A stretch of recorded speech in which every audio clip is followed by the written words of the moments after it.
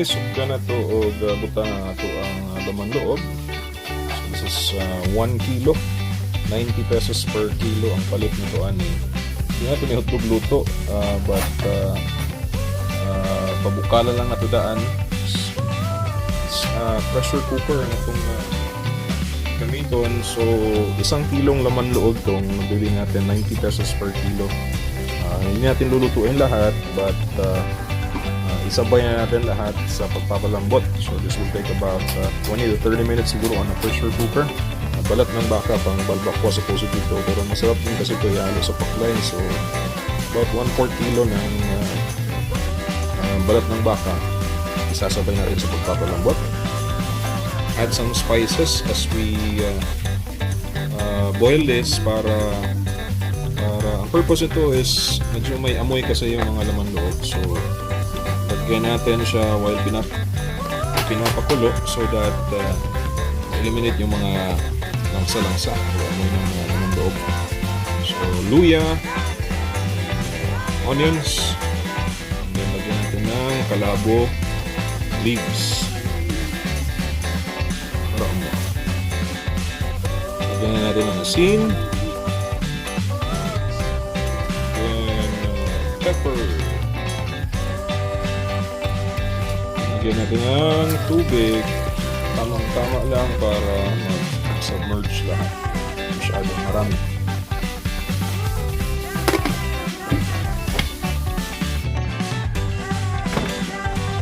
Alright guys, after 30 minutes, ito na. So yan guys, dabong. Pakuluan natin, lagyan natin ng konting asin para hindi mapakla pag halo natin sa ating paklay mamaya. Sa taglamas, sibuyas,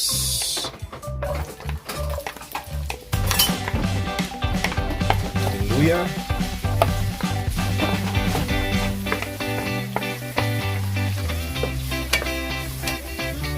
then kamatis.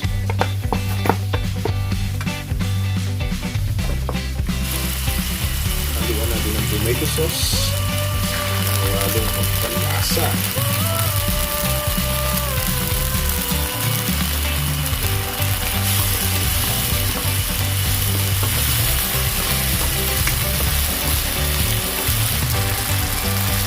Medyo marami. Susad din natin ang ubusin. Kalahati lang. Para may lutuin ko tayo bukas. Madama naman ito kasi lalagyan natin ang barbecue shoots.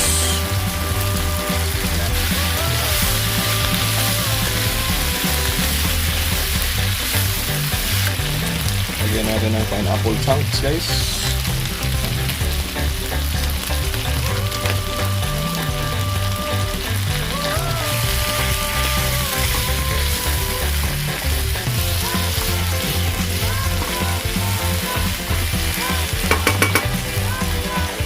Kaunting toyo.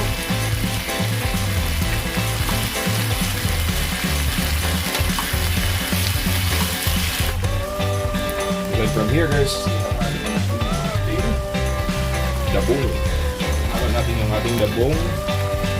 Hindi natin ubusin.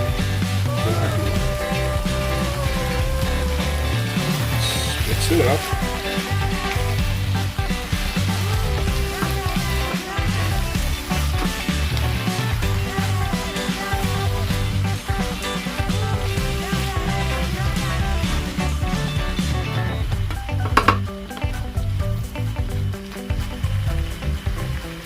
Just let this simmer.